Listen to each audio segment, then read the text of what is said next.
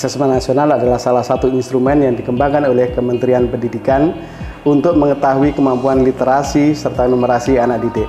Pada AN ini juga diketahui bagaimana situasi lingkungan belajar oleh warga sekolah, mulai dari siswa sampai dengan tenaga pendidik. Ya, yang pertama kita mengadakan sosialisasi ke sekolah-sekolah terkait ANBK, persiapan ANBK. Yang kedua, kelayakan sih, lebih tepatnya kelayakan gimana lab komputernya. Alhamdulillah tahun ini pelaksanaan ANBK tingkat SMA semuanya mandiri, tidak ada yang menumpang. Kalau tahun kemarin masih ada 2 sekolah yang menumpang. Untuk kendala teknis, alhamdulillah selama ini tidak ada. Cuman hari ini pelaksanaan ANBK pertama ini ada 1 anak yang sakit.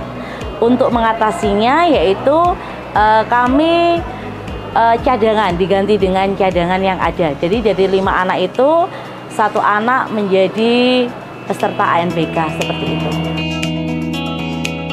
Kalau terkait hasil AN, alhamdulillah sih dipergunakan dengan baik. Tapi yang lebih jelasnya kalau dibedah hasil raport pendidikan biasanya dengan pengawas wali ya, pengawas wali sekolah masing-masing.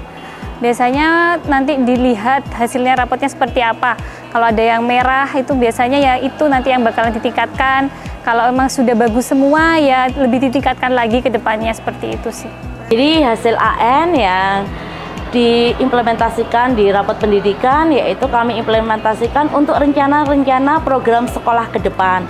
Jadi seperti membuat RKAS, kemudian kami juga melakukan refleksi terhadap rapat pendidikan ini. Jadi di situ sudah memuat semua yang ada. Jadi ada kemampuan numerasi, kemudian kemampuan literasi, kemudian karakter dari peserta didik, dan iklim lingkungan, iklim kebinekaan, keamanan, seperti itu. Dan ini fungsinya untuk meningkatkan kualitas pembelajaran, seperti itu. Pembelajaran matematika itu sangat berkaitan dengan literasi dan numerasi. Inilah keunikannya. Anak-anak harus memahami literasi dulu, baru dilanjutkan dengan numerasi. Jadi terjadi kolaborasi yang bagus antara literasi dengan numerasi. Tentunya Bapak Ibu Guru membutuhkan namanya media pembelajaran.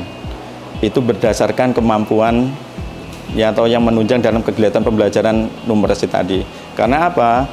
Di saat itu ada terjadi biasanya soal cerita. Soal cerita inilah harus diliterasi dulu, kemudian diterjemahkan ke numerasi. Kesan pertama aku excited sekali karena menurut aku soal-soal atau latihan-latihan yang telah diberikan itu menurutku menantang sekali bagi aku sebagai siswa SMA. Dan pastinya untuk pembelajaran atau soal latihan soalnya itu mungkin sudah pernah dijelaskan diterangkan oleh guru-guru. Jadi di sini saya hanya mengulang kembali.